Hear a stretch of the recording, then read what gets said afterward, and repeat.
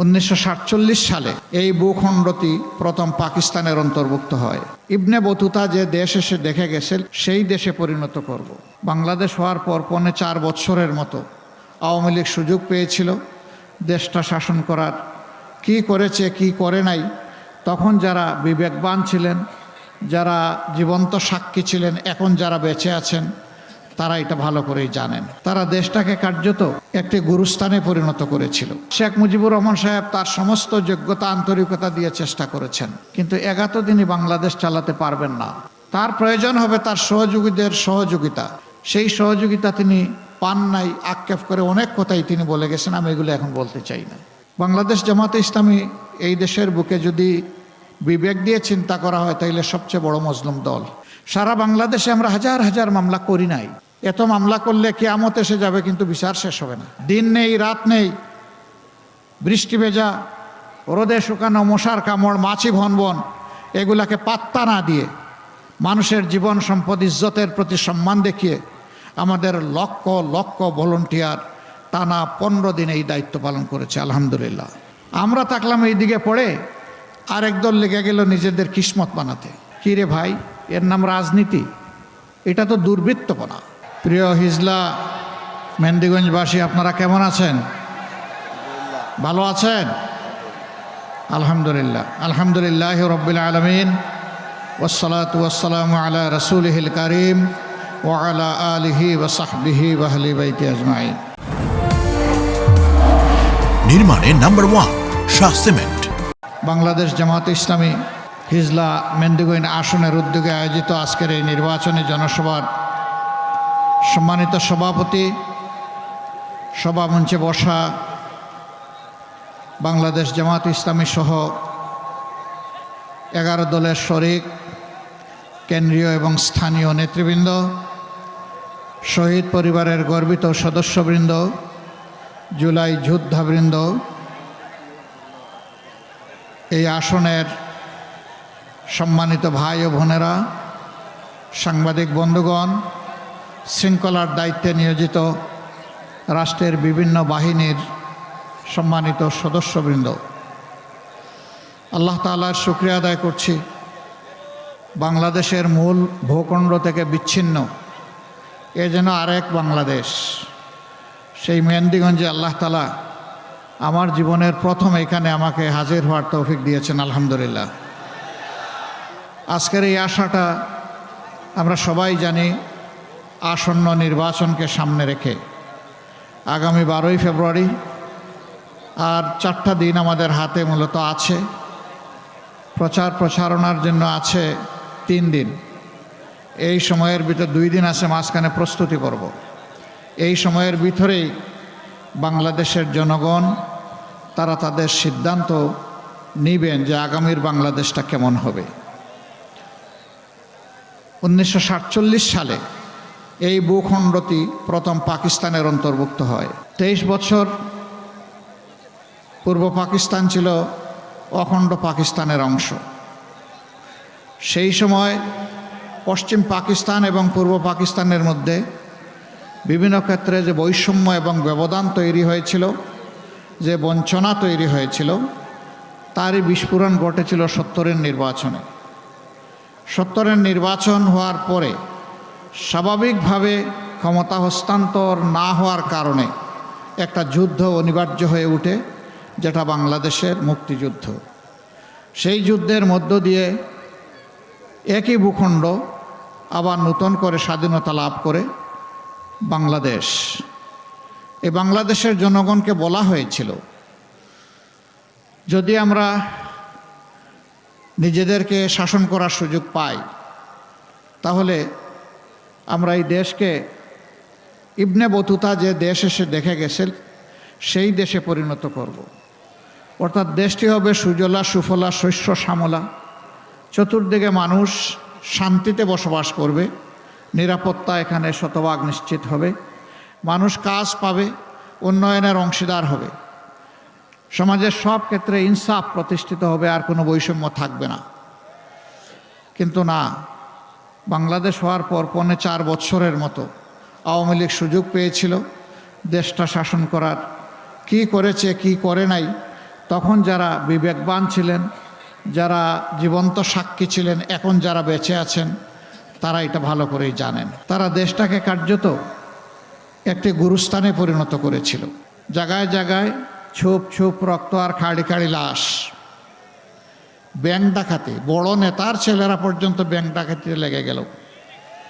মা বোনরা ইজ্জত নিয়ে ঘর থেকে বের হয়ে আবার ফিরতে পারবে তার কোনো নিশ্চয়তা ছিল না। রিলিফ আসলো বিপন্ন বাংলাদেশের অসহায় মানুষের জন্যে, সেই রিলিফ বাংলাদেশ পর্যন্ত পৌঁছতে পারল না, তার আগেই বিক্রি হয়ে গেল। ৭৪-এর দুর্ভিক্ষে লক্ষ লক্ষ মানুষ মারা গেল, তাদের দাফন করার মতো সরকারের কোনো সময় ছিল না। জনগণ যেভাবে পেরেছে সেই বেওয়ারিশ লাশদেরকে দাফন করেছে। ঢাকায় আঞ্জুমানে মুফিদুল ইসলাম এই দায়িত্ব পালন করেছে। শুধু মুফিদুল ইসলামই কয়েক হাজার নয়, লক্ষ লাশ তারা দাফন করেছে। এমন একটি বাংলাদেশ তখন আমরা পেয়েছিলাম। আমরা ধারণা করি শেখ মুজিবুর রহমান সাহেব তার সমস্ত যোগ্যতা আন্তরিকতা দিয়ে চেষ্টা করেছেন, কিন্তু ৭১ দিনই বাংলাদেশ চালাতে পারবেন না। তার প্রয়োজন হবে তার সহযোগীদের সহযোগিতা। সেই সহযোগিতা তিনি পান নাই। আক্ষেপ করে অনেক কথাই তিনি বলে গেছেন, আমি এগুলো এখন বলতে চাই না। এরপরের পর্ব শুরু হলো। ৩ বার সংক্ষিপ্ত ক্ষমতার হাত বদল হয়ে জিয়াউর রহমান সাহেব আসলেন, তিনি দেশ চালালেন, তাকেও নির্মমভাবে দুনিয়া থেকে বিদায় নিতে হলো। যেভাবে শেখ মুজিব সাহেব নিলেন সপরিবারে, ব্যতিক্রম শুধু এতটা যে তার পরিবারের অন্যান্য সদস্যদের কোনো ক্ষতি সাধন না করে তাকে খুন করা হলো। তিনি দুনিয়া থেকে বিদায় নিলেন, আবার বাংলাদেশ অস্থির হয়ে উঠল। কিছুদিন এইরকম চলল। সত্তার সাহেব আসলেন, সামাল দিতে পারলেন না। তার হাত থেকে দায়িত্ব ফসকে অন্যের হাতে চলে গেল এবং সেটা আইনসঙ্গত জায়গায় যায়নি, অন্য জায়গায় চলে গেল। ৯ বছর তিনি শাসন করেছেন। তিনিও যা দিয়েছেন দেশবাসী তার সাক্ষী। তবে সেই সময় দুটা জিনিস খুব মারাত্মক আকার ধারণ করেছিল। একটা হচ্ছে তিনি নির্বাচনের জান কবজ করেছিলেন। তখনকার একটা স্লোগান ছিল 10টা হুন্ডা 20টা গুন্ডা, নির্বাচন ঠান্ডা।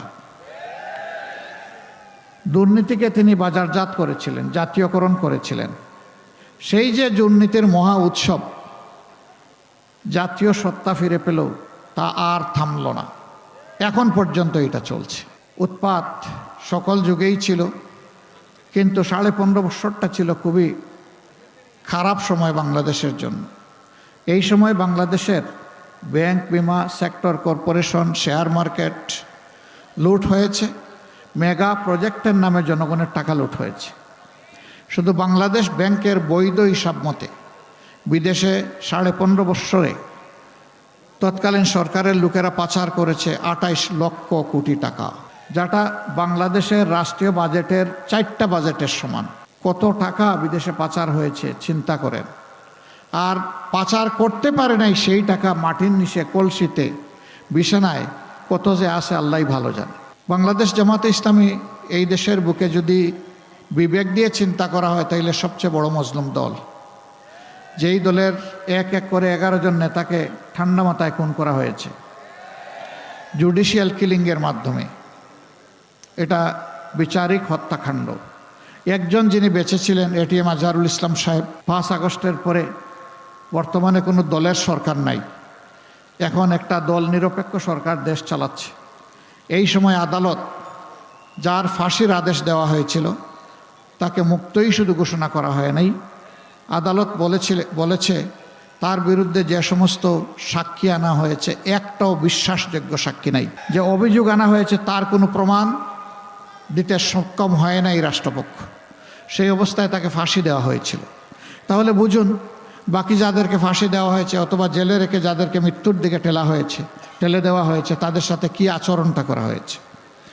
এই বৃহত্তর বরিশালের অহংকার, সারা বাংলাদেশের অহংকার, সারা বিশ্বব্যাপী মানুষ যাকে ভালোবাসে, বিশ্ববিখ্যাত মুফাসসির কোরআন আল্লামা দেলোয়ার হোসেন সাঈদীকে নির্মমভাবে হত্যা করা হয়েছে।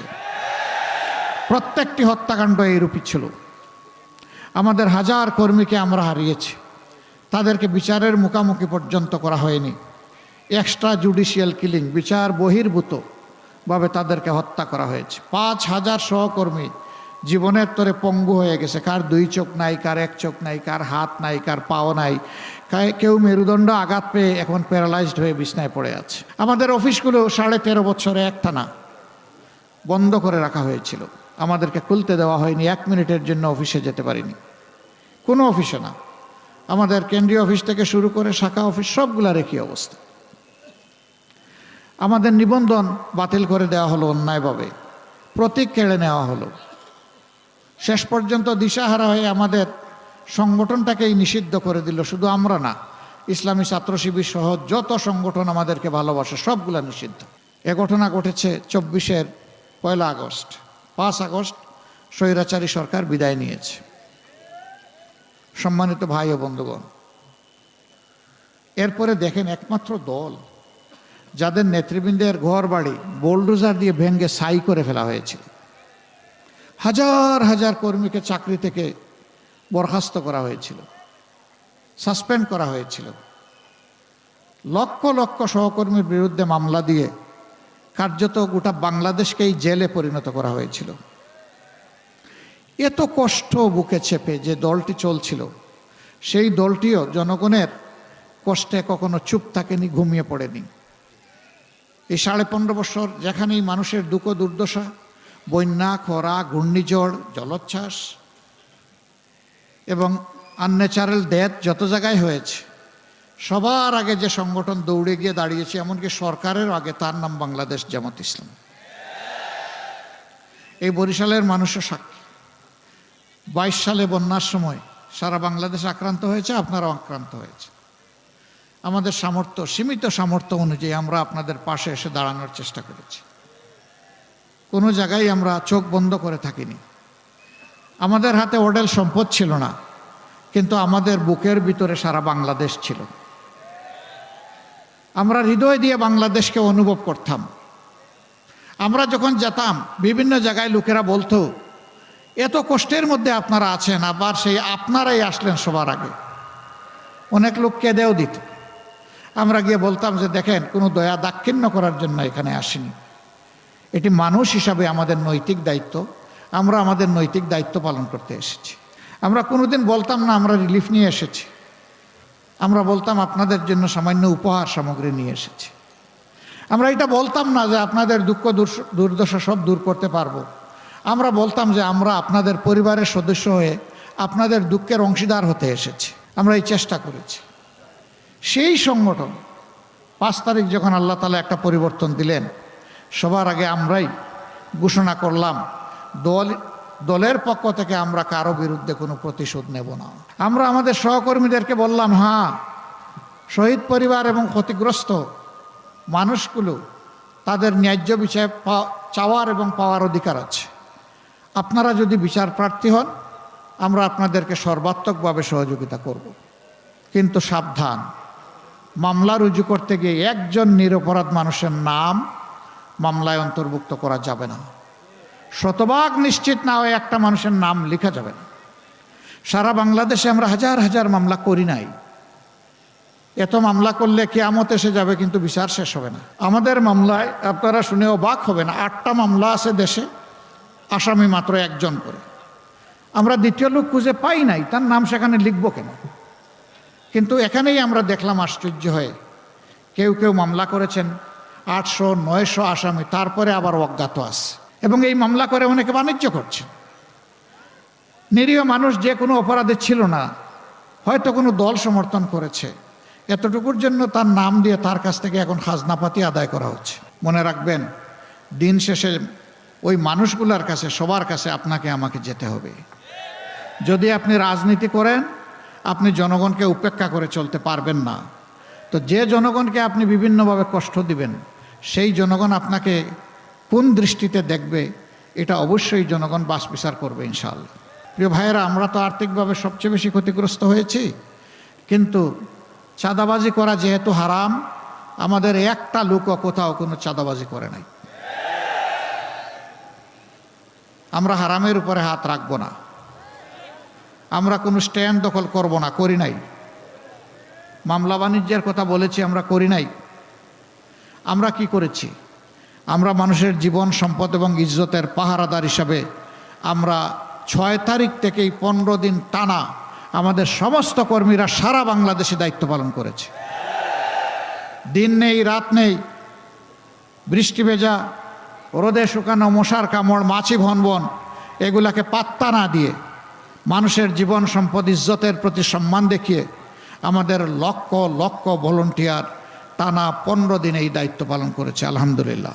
আমরা মসজিদ থেকে শুরু করে সকল ধর্মের প্রতিষ্ঠানগুলোকে পাহারা দিয়েছি, কোনো দুষ্ট লোক যাতে দেশের পরিস্থিতি খারাপ করতে না পারে, অবনতি ঘটাতে না পারে।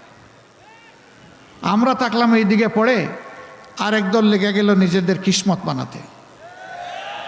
কি রে ভাই, এর নাম রাজনীতি? এটা তো দুর্বৃত্তপনা। রাজনীতি হবে নীতির রাজা, মানুষের কল্যাণ সাধন করা। মানুষের কোনো অকল্যাণ রাজনীতি হতে পারে না। আলহামদুলিল্লাহ, এই পুরা জার্নি জুড়ে এই বরিশালে বোধহয় 30-এর ঊর্ধ্বে শহীদ আছেন, জুলাই শহীদ। এই 2 উপজেলায় 5-6 জন আছে। এই যে তারা মূল্যবান জীবনটা দিয়ে আমাদেরকে এই পরিবেশটা এনে দিল, তাদের প্রতি আমাদেরকে কোনো দায় নাই? তারা কি চেয়েছিল? তারা চেয়েছিল একটা পরিচ্ছন্ন বাংলাদেশ, দুর্নীতিমুক্ত বাংলাদেশ, বৈষম্যমুক্ত বাংলাদেশ, মানবিক বাংলাদেশ, যেই বাংলাদেশে সমস্ত মানুষ কাজ করে খাবে, কারো দয়ার দানে নয়, মর্যাদার সাথে বসবাস করবে। ওই বাংলাদেশটা তারা চেয়েছিল। তাই রাস্তায় নেমে স্লোগান দিয়েছিল, উই ওয়ান্ট জাস্টিস, আমরা ন্যায় বিচার চাই। আমরা ঘোষণা করেছি ইনশাআল্লাহ আপনাদের দোয়া ভালোবাসা ভোটে যদি আমাদের 11 দল যে নির্বাচনী ঐক্য, যাকে আমরা বলেছি ঐক্যবদ্ধ বাংলাদেশ, যদি ঐক্যবদ্ধ বাংলাদেশ সত্যিই জিতে, তাহলে সত্যিকার অর্থে বাংলাদেশ জিতে যাবে ইনশাআল্লাহ।